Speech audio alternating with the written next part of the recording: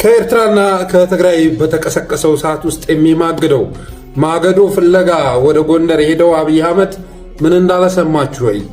ዛሬ ጎንደርን፣ ባህር ዳርን ወይም አማራ ክልልን ከአማሮች በስተቀር ማንም አያዝበትም።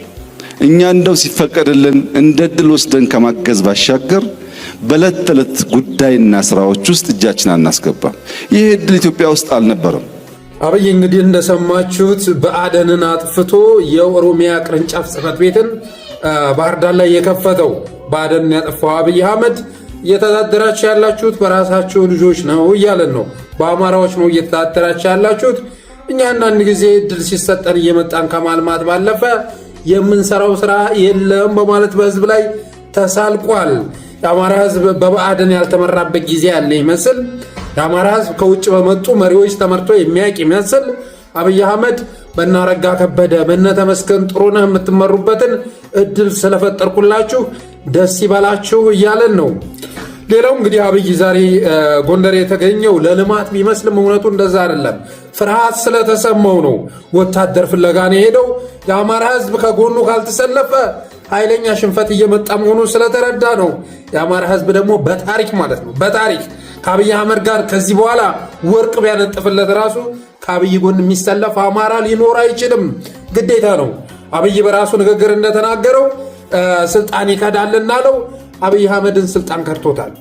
ናፖሊዮን ቦናፓርት አውቶሪቲ ፎርጌት ዘ ዳይንግ ኪንግ እንደተባለው አብይ አህመድን ስልጣን ዙፋን ከድተዋለች። ከዚህ በኋላ የሚያድነው የትኛውም ኃይል ሊኖር አይችልም። በተረፈ ፖለቲካውን ወደ ደቡብ ወስደነዋል እያለ ስልጤ ዞን ላይ የተለያዩ ዞኖች ላይ እየተንቀሳቀሰ ሲሸልል ነበር። ዛሬስ ወታደር ፍለጋ ሲያምረው ለምን አማራ ምድር መጣ? ደቡብ ላይ ሂዳ ፖለቲካውን ኢኮኖሚውን ወደዛ ወስዳ የለም ኦሮሚያ ላይ ፈልግ። አብይ አህመድ ግን ለጦርነት ሲሆን ለሰራዊት ፍለጋ ሲሆን ከጅማ ይልቅ ጎንደር ቀረበው፣ ከአጋሮ ይልቅ ከጉደር ይልቅ ጎንደር ቅርብ ሆኖ ታየው። ያም ሆኖ እንግዲህ የአማች ፖለቲካ ይሰራል መስሎት ነው። የጎንደር ህዝብ ግን ማንነቱን ተረድቷል። የጎንደር ህዝብ እንደማንኛውም አማራ ሁሉ ፍዳውን ሲበላ ነበር፣ ሲሰቃይ ነበር። የአብይ አህመድን አገዛዝ ሴራ፣ ተንኮል የተረዳና እሱንም ለማስወገድ እየታገለ ያለ ህዝብ ነው። በተረፈ እነ መስከረም አበራ ስንቱን የአማራ ኤሊት እስር ቤት የዘጋው ጠቅላይ ሚኒስትር ለአደን ከቤቱ የወጣ ያለ ይመስል ከቤታችሁ ወጥታችሁ ወደ ጨካ የገባችሁ ተመለሱ፣ ባካችሁ ተመለሱና አብረን እናልማ እያለ ሲጃጃል ነበር። የአማራ ህዝብ የትግል ጥያቄ አለው፣ የትግል ምክንያት አለው። አንተን ሳያስወግድ ወደ ቤቱ የሚገባ አማራ ሊኖር አይችልም።